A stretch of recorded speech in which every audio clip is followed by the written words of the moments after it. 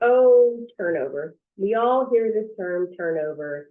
There are businesses that struggle with a lot more turnover. You hear it in reviews of company. Oh, that company has a lot of turnover. Why is that? And how do we break that cycle? Is small business owners, we don't want turnover, right? We're not big corporations. Probably a lot of us left big corporations because there's a lot of turnover and there's a lot of churn and burn. And we get treated like numbers and no one cares about us. And so we leave corporate. We don't want to recreate that. But a lot of times when we're starting our own businesses and we're growing, we end up recreating it. It's just how we're wired. Let's break that cycle of turnover. Let's learn to hire the right person at the right time, right? And then also support them and set them up for success so we don't have to spend all the time and all of the money recruiting and hiring again, and recruiting and hiring again. So where the only times we're recruiting and hiring are when we need to grow and expand. Right? Breaking the cycle of turnover requires you as the leader and CEO to create a connection with your team, to treat your team like people, and sometimes remember that not everything is about the bottom line. If everything becomes about the bottom line, you have just now created the same corporate culture that people don't like.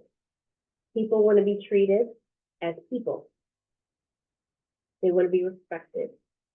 They want to be valued. They want to be seen and appreciated and set up in a space for them to succeed. So part of that is creating that culture and that atmosphere to give them the right tools that they need to succeed. Setting up the right systems, the right processes to facilitate really good, clear, concise, effective communication, right? Allowing them to do what they need to do quickly and efficiently, right? So we need to set up the right environment. We need to set up that supportive environment and give them the right tools. But who's to say that all of our team members need the same support?